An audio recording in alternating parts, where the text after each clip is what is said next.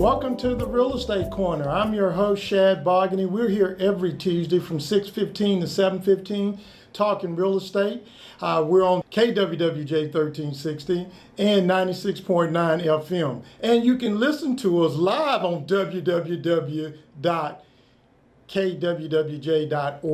And you can get streaming audio. We've got a great show on hand tonight, and I'm glad to be back in the studio. Just came back from Newport, Rhode Island. I've never been to Newport, had many times the chances to go, and I've always didn't go, but I realized that people are really rich, and they've got a lot of money there, and they've had a lot of money there in a long time. To walk in and see a home that's 30,000 square feet, completely done in gold, and I find out that it is the summer home. It ain't the real home, it's the summer home. And so Newport, Rhode Island's a beautiful place, great shoreline, and found out that people are right on the shoreline, and because of the elevation, they have very low flood insurance. Not all places, but the little neighborhood that I was in that was on the shoreline, rocky shoreline there, and I learned in Newport it is not about the beaches. It is about the views because it's a rocky shore. The numbers here are 281-837-2222. If this is your first time listening to this show, I'm your host, Shad Bogany, and you're listening to the Real Estate Corner. We're also taping this show, and you can catch us on Saturday morning at 9 o'clock and Sunday evening and repeat 8 p.m. My guest in the studio today is Frank Lucco, probably the guest who's been on my show more than any other guest over the last 28 years, but it's hard to get him because he's doing so much good work for all over the country. Frank, welcome to the Real Estate Corner. Thank you very much. I appreciate you being here. This show is brought to you by American Title and Dixie Hardware. Dixie Hardware and American Title are our sponsors. Once again, you can listen to 96.9 FM at KWWJ or 1360 AM KWWJ. We're going to be talking about market values tonight. And before we get into the show, I wanted to cover a couple of things. The Chronicle came out with their school report card. If you are a parent with kids and you want to know what schools are doing well, you need to get this school report card. This school report card is an excellent way to find out what schools are doing. There were schools that I thought were A's or F's and schools that were D's or B's. And so it's a great way. All the schools in the area is there. And we're going to probably sit down and do a little show about these schools. And we're going to ask our appraiser who's in here today how that affects value there, our schools.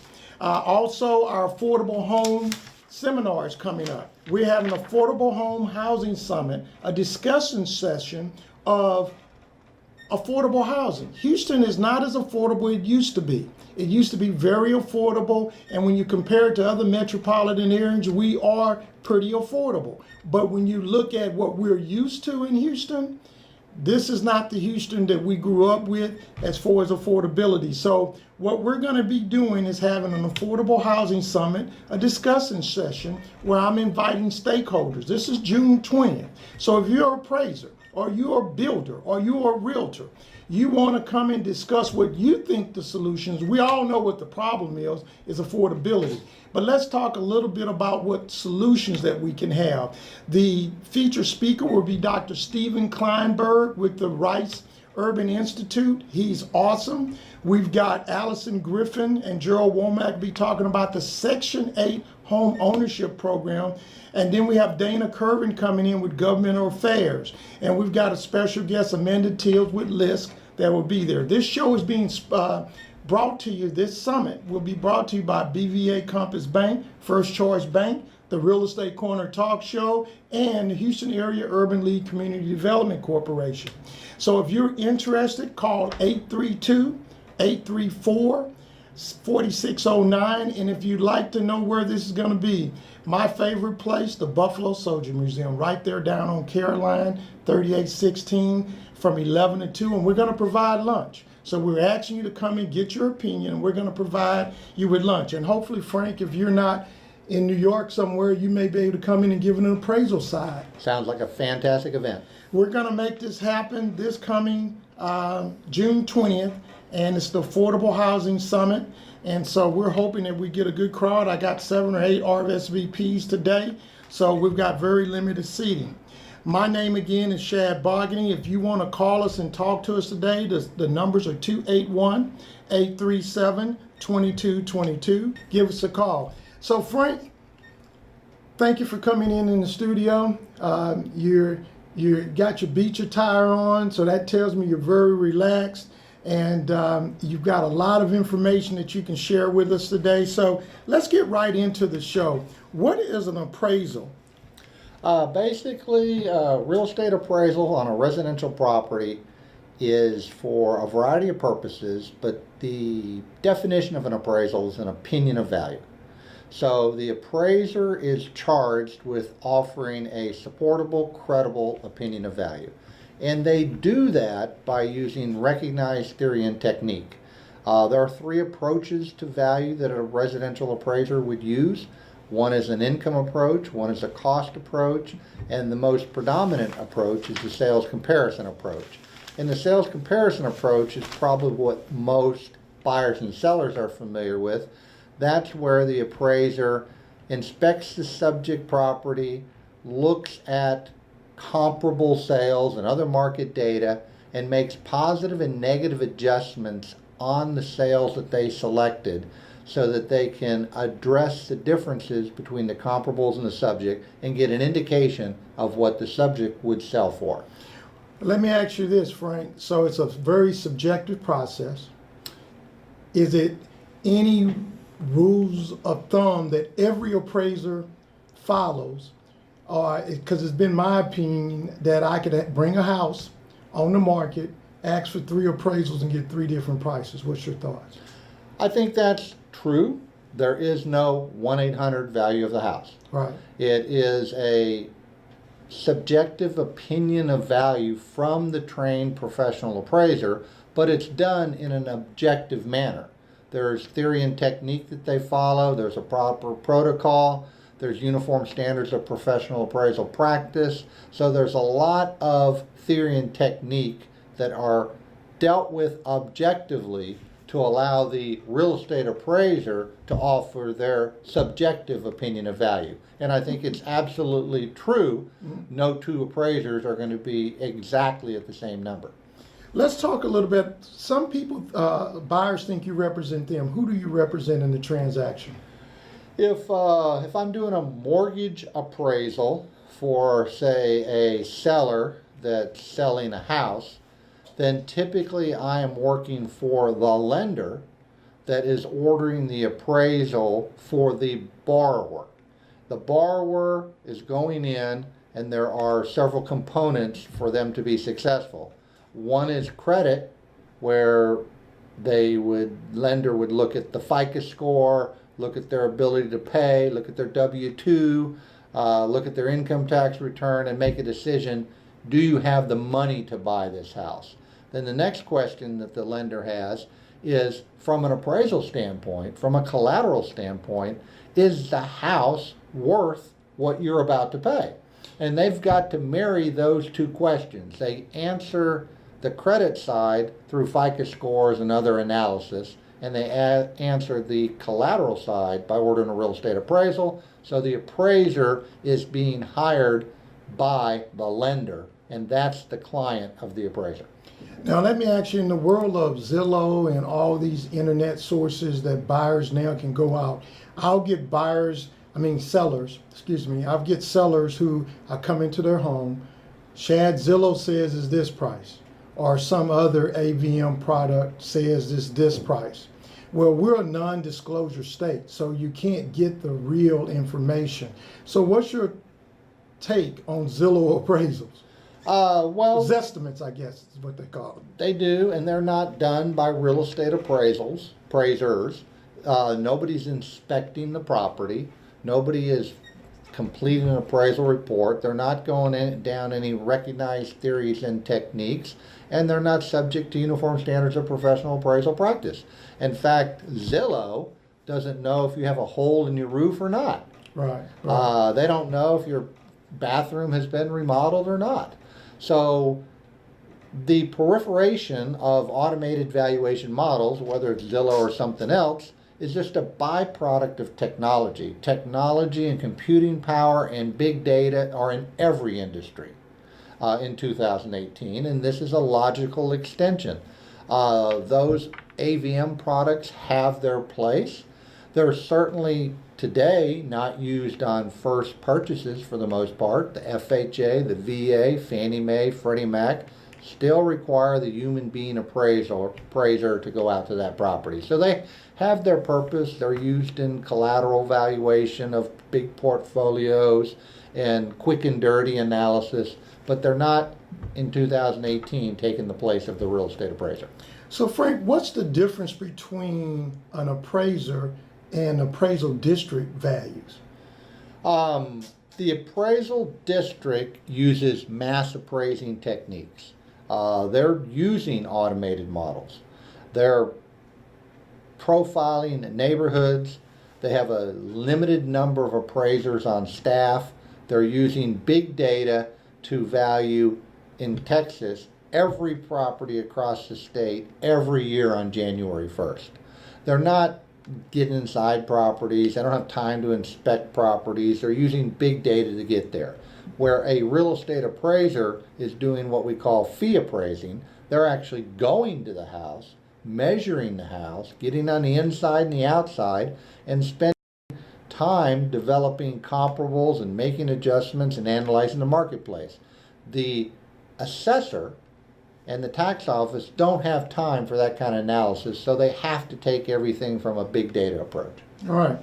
You're listening to the Real Estate Corner. I'm your host, Shad Bogany. If you're driving home in traffic, let us take you home. We're here every Tuesday from 6:15 to 7:15 talking real estate as we do here every Tuesday. We've been on the air in August. It will be 28 years. We're the longest running radio show on real estate in this city, I've been told, in the country. The numbers here, if you want to talk to Frank, is 281-837-2222. If you are a lender and you want to talk to Frank, because you can't talk to him any other time, this would be a great opportunity to call in. We're going to take a quick break. We're going to come right back with the Real Estate Corner because I want to get Frank's thought process on the homes that flooded, the ones that have been rehabbed, the ones that our investors are buying, and how it all is going to shake out in this marketplace. We'll be right back with the Real Estate Corner.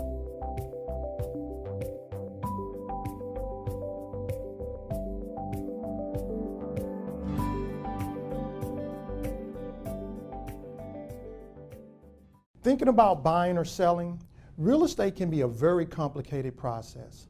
Finding one, how much can you afford? Get survey, put a home on the market, review the net sheets, taxes, advice on financing, homestead exemptions, advice on insurance, what kind of mortgage, inspections, considering offers, negotiations, submitting an offer, how good are the schools, down payment assistance, title insurance, home warranties, closing costs, final walkthrough. These are the pieces of the puzzle of home ownership. I'm the person who helps put it together and the glue that keeps it together. Give me a call, Shad Bogany.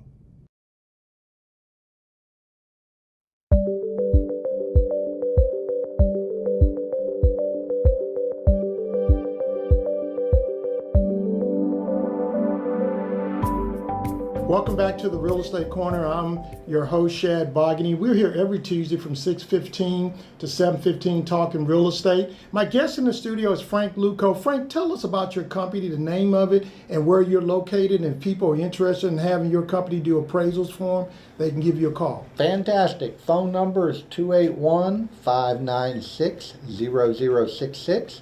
We're located over in West Houston.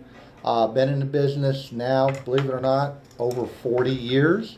I like to tell people I've seen the best in real estate and the worst in real estate, and I never left the city. Been around a long time. We've done a lot of appraisals. We do PMI removal. We do estate. We do eminent domain. We do tax protest. Of course, mortgage appraising. We specialize in residential valuation consulting. So whether it's a toxic plume or a construction defect or a disclosure issue, If it impacts residential property values at one time or another, we've probably worked on it. So we spend a lot of time studying the marketplace. What's your phone number, Frank? 281-596-0066. Guys, you can know the Real Estate Corner is now on YouTube. So if you miss a show, you can catch us on YouTube. We've got our own YouTube channel, and all you have to do is go to the Real Estate Corner YouTube channel, or just search for Shad Bargaining, and you can see all the different shows that we've had, all the TV shows that we've done, and the guests that we've had on this radio show. The numbers again, 281-837-2222. Give us a call. All our lines are open. Don't wait till the last minute, because I've got lots of questions for Frank. So Frank, let's get right into the flooding side of things. Tell us how this has affected homes that are flooded, how it's affected values. Once again, very sorry for the flood. It's a nasty event. It alters people's lives. It's very devastating. It has a lot of emotional consequences to it. And for whatever reason, Houston has had its share of floods. We had the Tax Day flood, the Memorial Day flood, then Hurricane Harvey. That's 3 years in a row with 3 floods.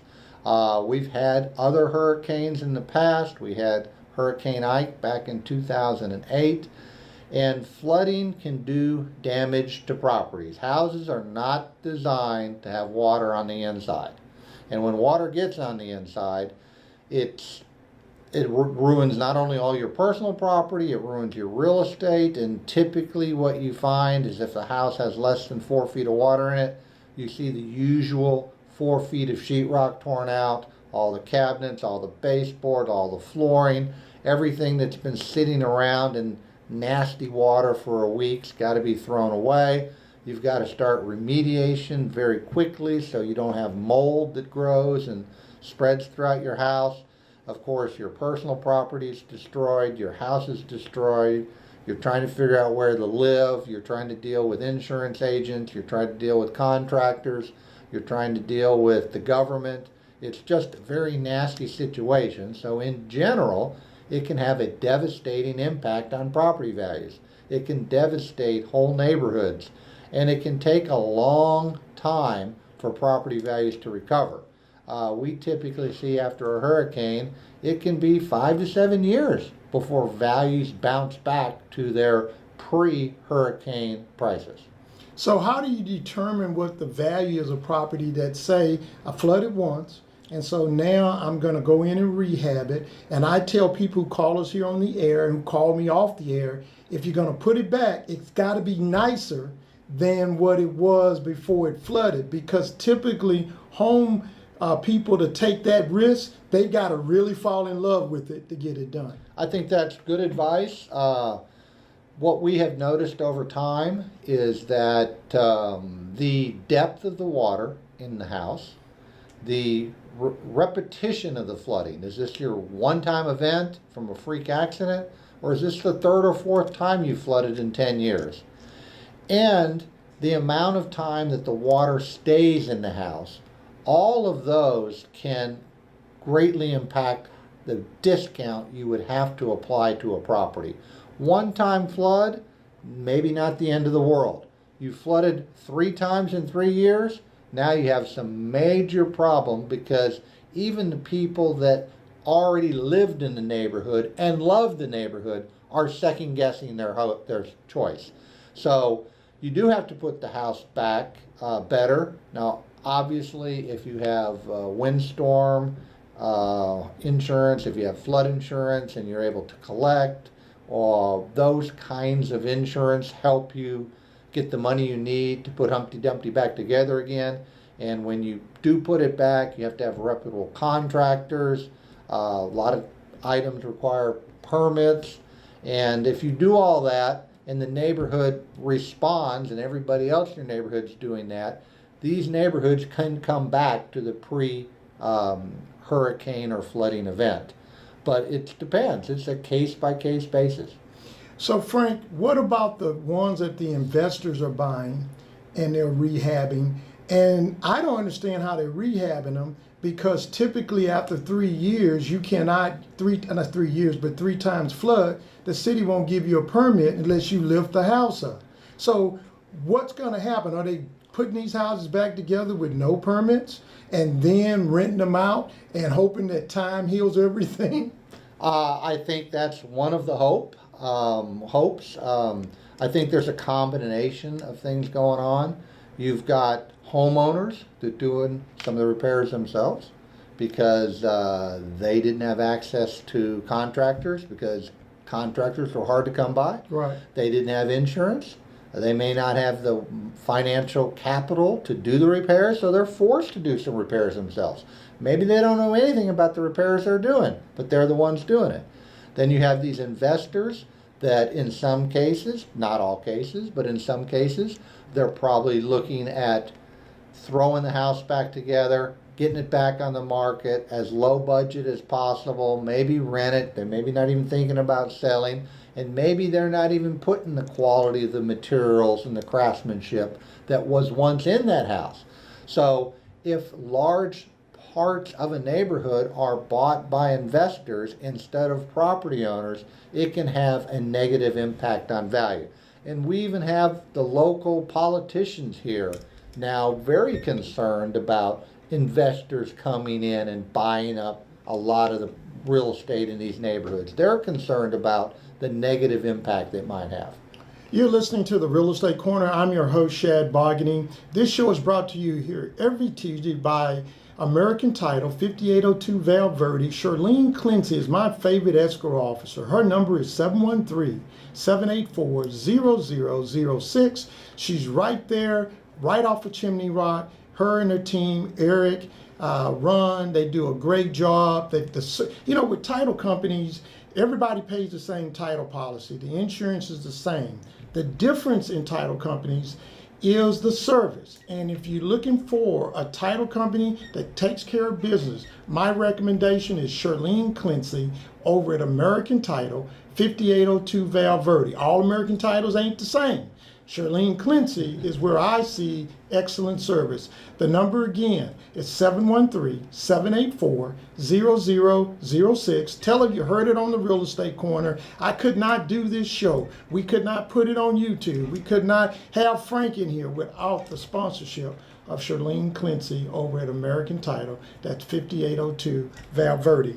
So Frank, we've talked about the flooding in, and I'm going to give you some information that the flood insurance program is $30 billion in debt. We've got over 682,000 flood policies before Harvey hit.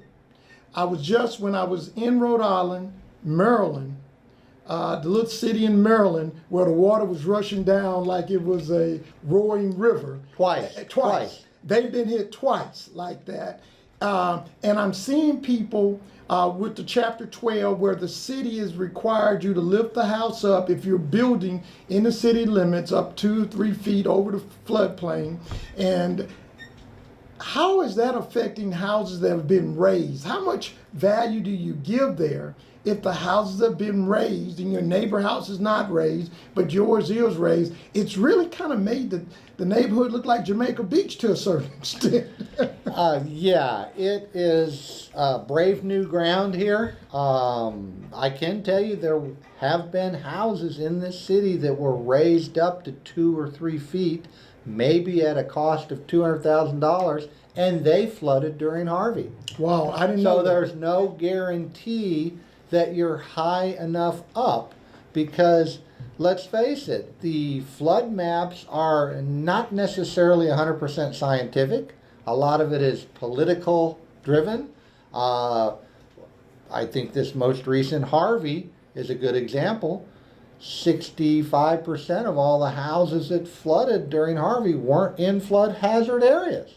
Wow. So a lot of the properties that flooded weren't in those zones, and often when an individual goes to get a mortgage, the lender looks at the mortgage, looks at the flood elevation from the surveyor and says, you don't need flood insurance, you're not in a flood hazard zone.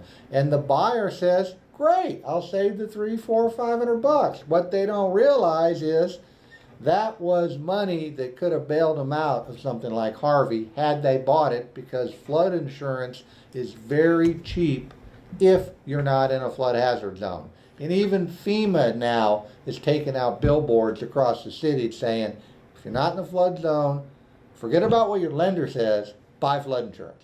I hear you. The numbers here again, 281-837-2222. So let's leave flooding. Let's leave off that subject.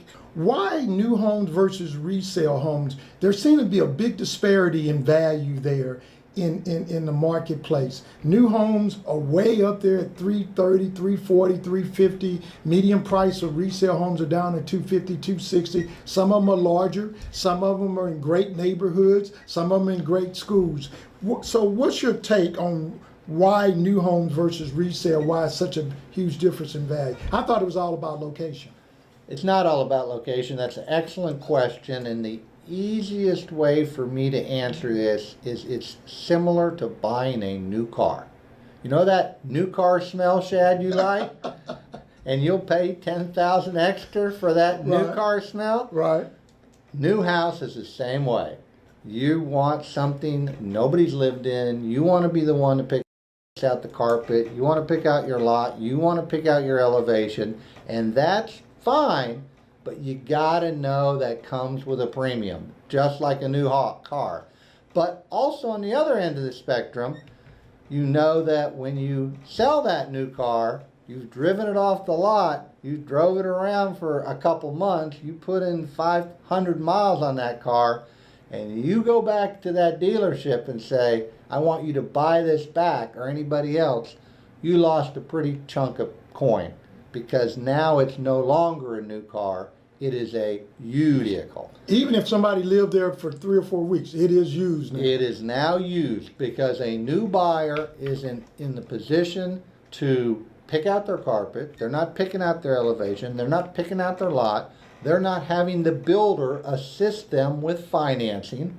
They don't have that new home smell, and that premium, just like there's a premium for a new car, there's a premium for the new house in our marketplace. We're going to take a quick break. We'll be right back with the Real Estate Corner. I'm your host, Shad Bogany. I'm here every Tuesday from 6:15 to 7:15 trying to help you buy and sell. If you're interested in buying and selling, you want it done right, give me a call at 713-667-1000. Let the Shad Bogany team help you. Or go to my website, www.shadboganyteam.com. We'll be right back with the Real Estate.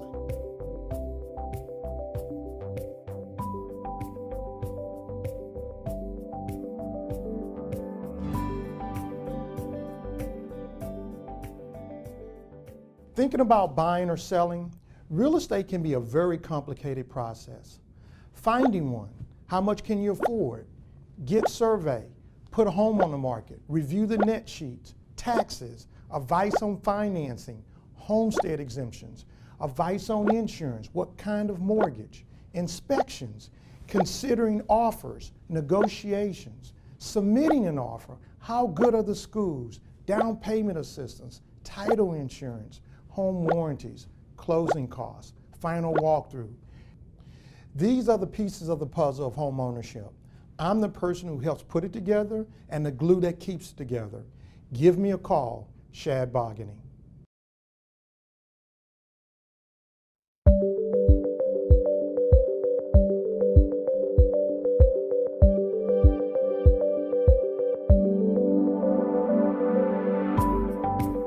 All righty, welcome back to the Real Estate Corner. I'm your host, Shad Bogany, and we're here in the studio with Frank Lucco, who is my favorite appraiser.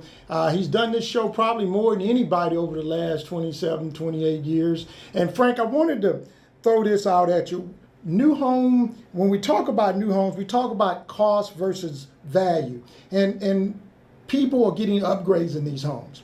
And then when they get ready to sell them, they call me and tell me, oh, Shad, I done this. I got all this list of upgrades for them and this list. So why doesn't cost equal value when they're getting ready to resell? Good question. I get asked that a lot. And that's because when you go into a new home sales office, it is all about cost.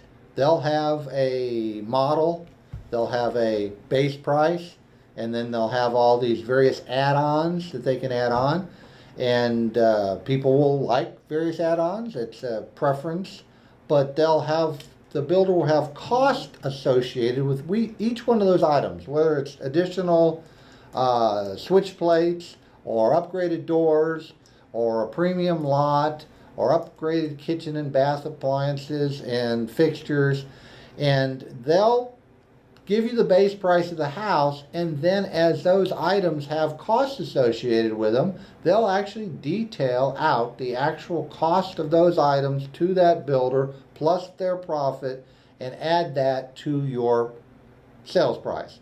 And we can see sometimes buyers paying $50, $60, $100, $150,000 worth of upgrades. Well, those are, for the most part, add-ons to that house with personal tastes associated with them. So if you had $100,000 and you were going to buy this base house, would you pick the exact same add-ons that the previous owner picked? The answer is probably not. So once the marketplace matures, those houses become resales. Those sellers can't get dollar for dollar for those upgrades like the builder could, because the builder had a captive market for those items and an actual detailed list of costs. Even if you show a resale buyer the list of builder costs for those upgrades, no buyer is going to pay that price. So those upgrades over time in the resale market lose their value, and that's why appraisers say cost doesn't equal value. Let's talk a little bit about upgrades. So wood floors, what brings a good resale cost? Was wood floors in or tile? Both. Hard surfaces are in. All right. The solid surfaces on the countertops are in. We're seeing more outdoor kitchen type items. So the more outdoor fireplace. kitchen. Okay. Yes, those kind of items. Anything that allows you to reclaim more space for your house. What about landscaping? Because people tend to overlook landscaping. Landscape is expensive. Plants cost money. Okay. And if it's just nothing but sod, that's one thing. But if you're going to put in additional landscaping, when you go to some of these high-end houses, it's not uncommon that they have a 5% budget of the whole sales price of the house for landscaping.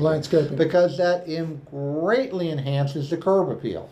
Well, I've seen in starter homes where the builders, and builders do this in times. Back in the 70s, they were doing showers in the master. Then they went to separate shower and tub. It was a long run on that. Now, looks like they're in, especially starter homes, they're putting big showers in and not putting tubs in the masters. What's your take on that from a value-wise? I'm seeing that same theme. From a value standpoint, it's not necessarily the end of the world because people's taste change over time.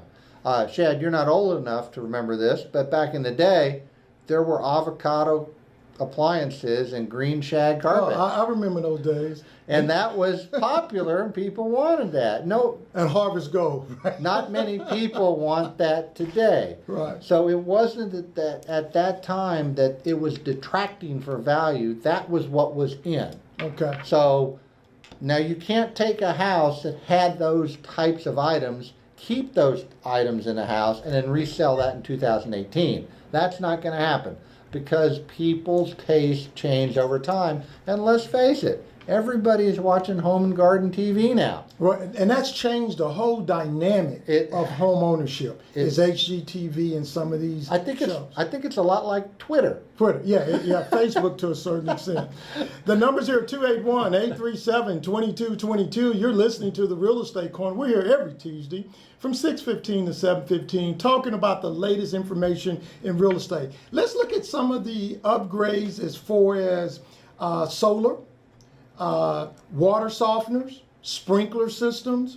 Do those bring value to you? The surround sound, all of those good things, media rooms. I know that adds to square footage, but is that something special from an appraiser side? From an appraiser side, they are considering those items. But again, this is where cost really can be out of kilter with value.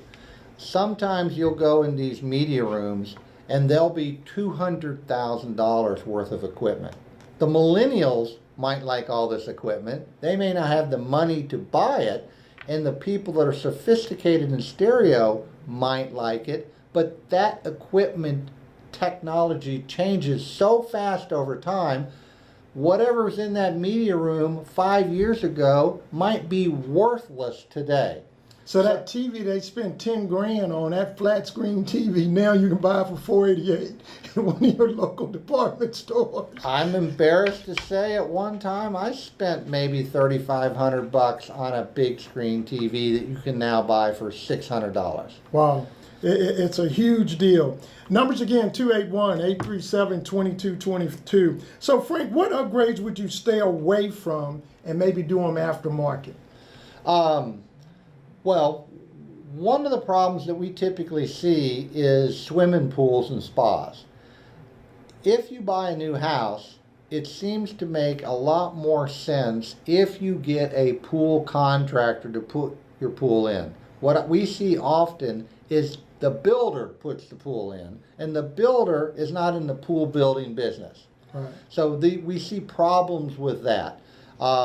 We see problems with a lot of expansion on the interior of the house, where they go crazy with various tiles and a different type of floor in every room. You know, one room's marble, another room's terrazzo, another room's wood. When you have those different floors in every room, it ruins the aesthetics of the house, and it looks so much smaller. Right. So there's got to be kind of a theme, and that's where the interior designers come in. You know, they're able to say, hey, look, this color scheme really doesn't work. These floors really don't work. And you end up tearing it all out because you spent cost on it, but it doesn't go with the house. So you got to watch out for some of the upgrades that you might put in the house, because you could be spending a lot of money that you'll never get back in the marketplace. Another item that builders can catch a premium on would be a lot. Often the actual lot that the house is built on, they may charge you a $40,000 premium for a big cul-de-sac, and it is a bigger lot than a typical interior. But we have found over time, when that neighborhood matures, the builder's gone, and these are all resales, that $40,000 lot can work its way down to a $2,500 lot premium in the resale marketplace. And same way with new homes with corner lots. Same way. Yeah, people pay a premium for corner lot, but when you get ready to resell, it could be a negative in that situation. Now, off the break, we were talking about the one lot that seems to hold as value as the one that's on the water. Water still, everybody wants to be on water. If you look at the entire country, you see this theme towards the coast. I would love our coast here in Galveston, Freeport, Bolivar to have blue water right up to the shore, but then I couldn't own a house down there.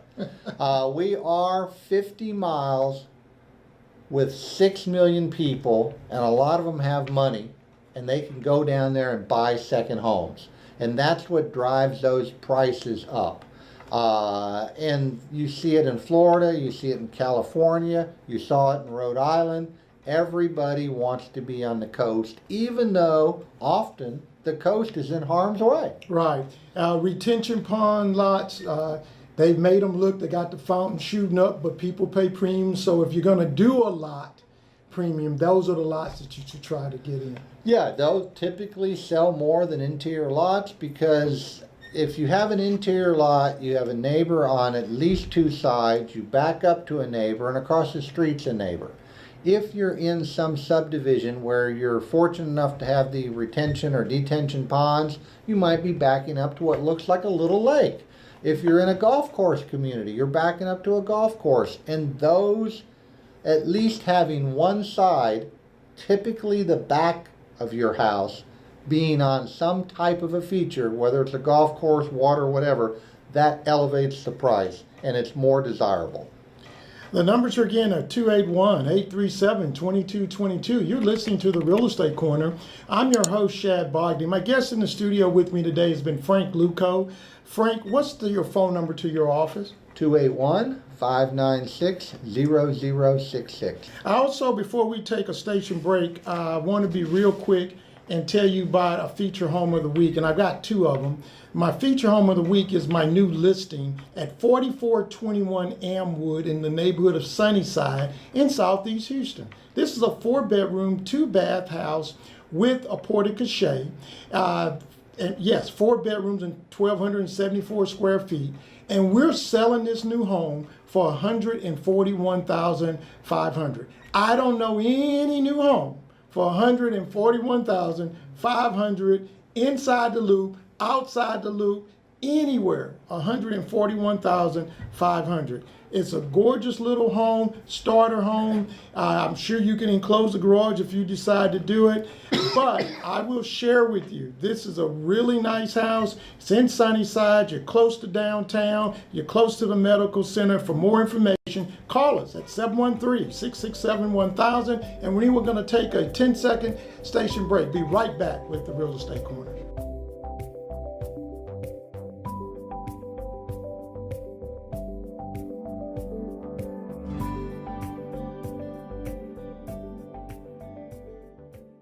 Thinking about buying or selling, real estate can be a very complicated process. Finding one, how much can you afford? Get survey, put a home on the market, review the net sheets, taxes, advice on financing, homestead exemptions, advice on insurance, what kind of mortgage, inspections, considering offers, negotiations, submitting an offer, how good are the schools, down payment assistance, title insurance, home warranties, closing costs, final walkthrough. These are the pieces of the puzzle of home ownership. I'm the person who helps put it together and the glue that keeps it together. Give me a call, Shad Bogdan.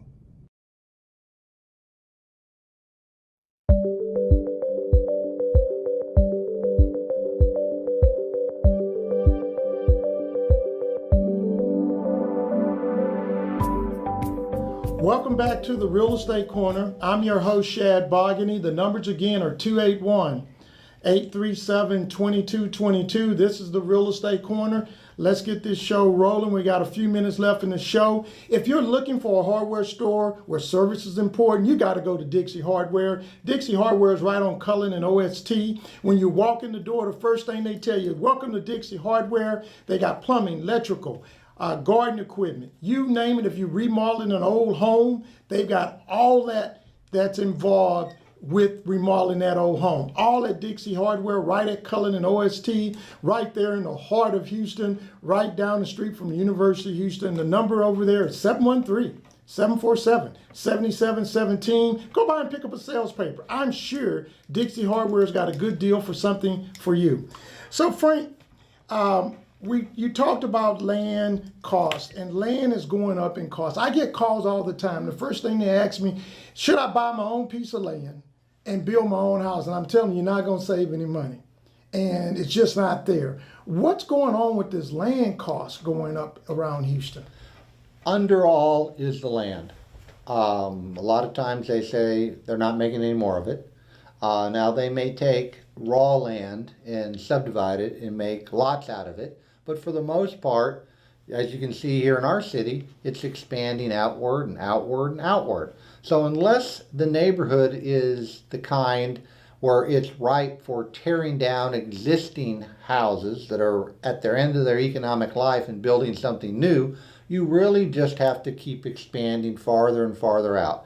Because we have a good job market, because we're getting an influx of population, because we have a lot of people that desire to own and buy their own house, and as of until maybe recently, mortgage interest rates are fantastic, and they're still good. They've gone up some, but not like it was when I got into business. I mean, anything under 10% was considered fantastic. So you have the ability to get credit, you have a job, you desire a house, and that's driving up land costs. Guys, you're listening to the Real Estate Corner. We're on KWWJ 96.9 or KWWJ 1360 AM. We're taking you home this evening. I hope you're enjoying the show with my guest, with Frank. Frank, are we on a bubble? There's some concern that we might be on a bubble in Houston because prices are rising quite. Like I said, that 141,000, you know, as an appraisal, there's no new home in Houston for 141,000 with the quality that Mayberry builds his houses. Good question. Yes, no doubt. I've been in several Mayberry homes. They're outstanding. Bubble? No. Are prices going up? Yes. Did we take a hit from Harvey? Yes. But Houston is still a dynamic city. We have jobs, we have population, we have growth, and that's going to continue to elevate prices. Also, I understand our house prices are more than they were 10 years ago. However, they're still relatively inexpensive compared to other major metropolitan cities in the United States.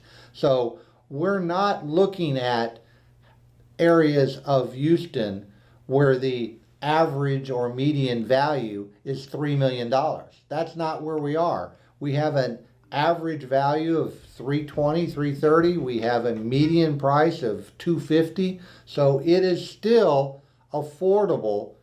And I have people every day that are coming from other parts of the country, California, Vegas, East Coast, and they're shocked at how much house they can buy here in Houston for the price. Yeah, I think the native Houstoners are the ones that are shocked with the values going up. And it's unfortunate that the things go up, we're not getting more people in homes. And that's the whole point of the Affordable Housing Summit, to talk about it. You know, I didn't have this on my list of questions for you, Frank, but I wanted to bring it up to you because I'm going to be talking about it, at least I hope to, on the Affordable Housing Summit. What's your take on tiny homes? Have you had an opportunity to appraise a tiny home? I love that show. I watch every episode. I make my wife watch it. I tell her I would like a tiny house, and she tells me you're living in it by yourself. So I think it's a fascinating direction that houses have gone. I mean, these are homes generally considered, 250 or 300 square feet or less, and they're putting a husband, a wife, 2 kids, and 3 dogs inside this thing. I personally am thinking in about 15 days I would go crazy. Right. However, there seems to be a trend towards this, and I think it's a combination of things. It's a whole lot cheaper than a 2,500 square foot house. Right. It makes buyers focus on minimalistic lifestyle so they can. And the millennials are focusing, they don't want to spend all their money on a house. They want food, they want travel. Dining, they want travel. They want to be able to lock it up, walk away, and not worry about it. Right. The problems you face are with a tiny house are one, the little items that you have, can you get those in there? Mm-hmm. 2, where does this tiny house go? Because you got to put it someplace. Right, and I think it's got to be in a community where all the houses are tiny. You can't speckle them in and out through a neighborhood. I think the key is to put them in where one block, all tiny home, and then you gate them to give them a gated sense of comfortability for people moving in. And so I think safety would be an issue from a standpoint of people feeling very safe with it. And the reason I think the tiny homes will work here in Houston, there's a deal called SRC, Single Residential Only Housing. New Hope Housing is doing this. They're doing them down on Canal. They're doing them all over the city. They're probably charging, I need to get Joy on the show again, but the rent's like $400, $450. The place is probably anywhere between 300 to 250 square feet. They can't keep them. People are standing in line to rent them, and they've got a kitchenette, a little bathroom, and a built-in bed. So people can't they can't keep them. So that tells me that there is a market for them. And if people can pay $400 a month and have that sort of living, it may be worth it to them. I think it is, and you also have to contrast it against the now relatively expensive rent to get an apartment. Right. It's pretty expensive in an apartment. You don't own it. Right. So this still gives you a piece of home ownership. It gives you equity. It gives you something that might appreciate in value, and it gets you out from under the rental cycle that you might have been caught in.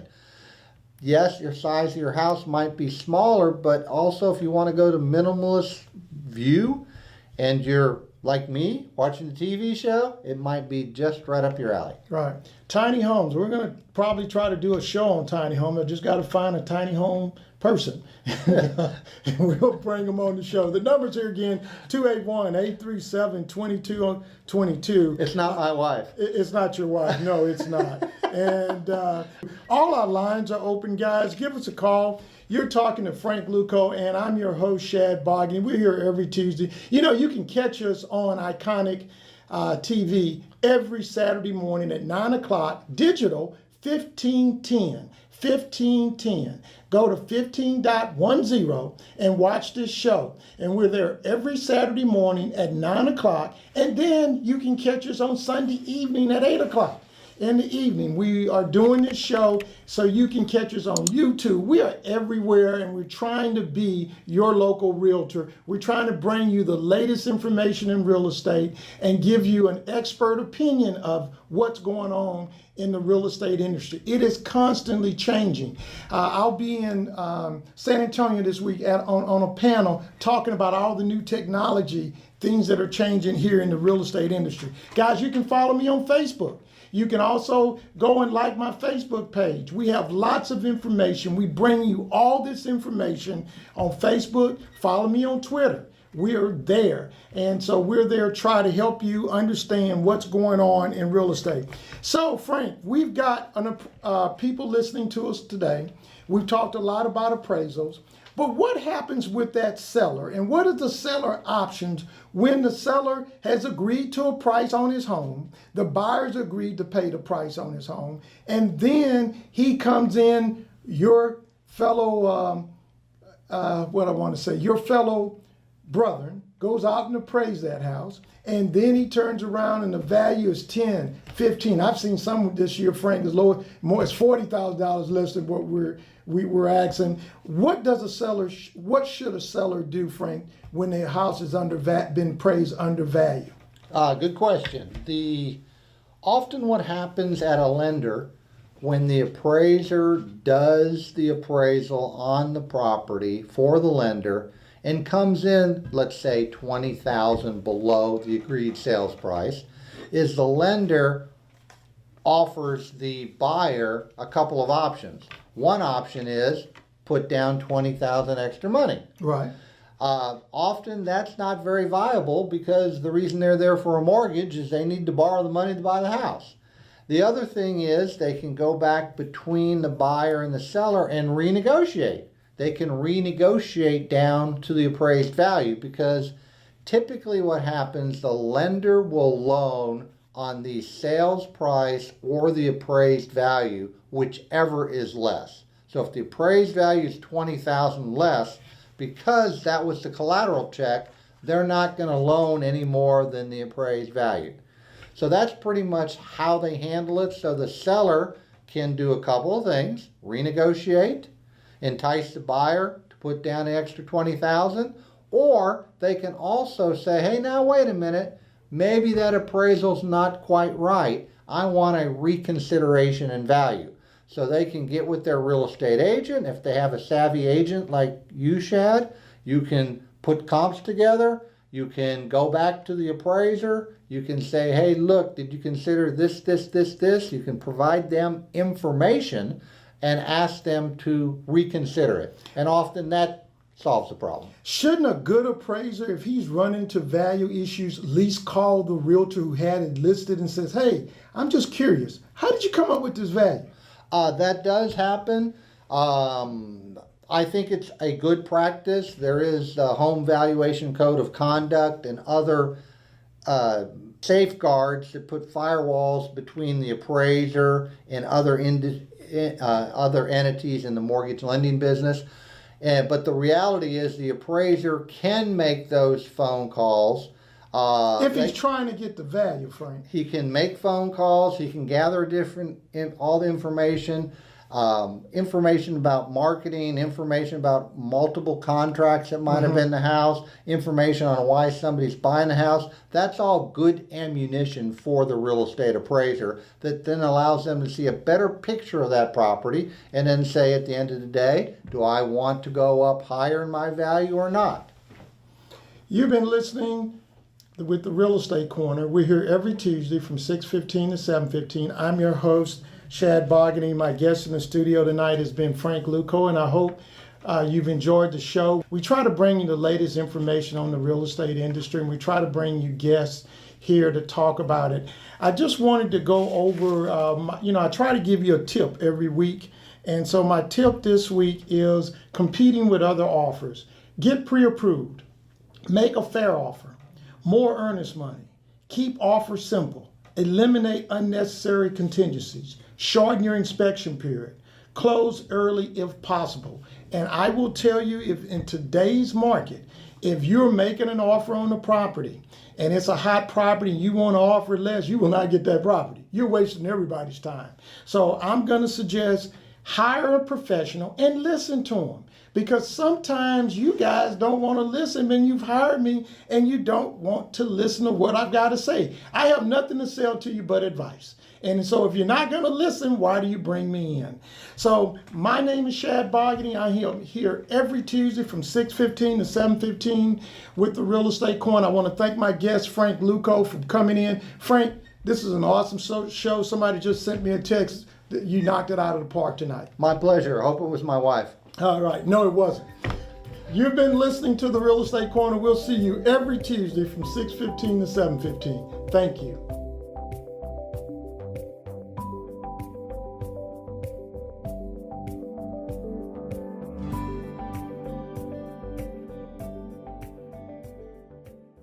Thinking about buying or selling, real estate can be a very complicated process. Finding one, how much can you afford? Get survey, put a home on the market, review the net sheets, taxes, advice on financing, homestead exemptions, advice on insurance, what kind of mortgage, inspections, considering offers, negotiations, submitting an offer, how good are the schools, down payment assistance, title insurance, home warranties, closing costs, final walkthrough. These are the pieces of the puzzle of home ownership. I'm the person who helps put it together and the glue that keeps it together. Give me a call, Shad Bogany.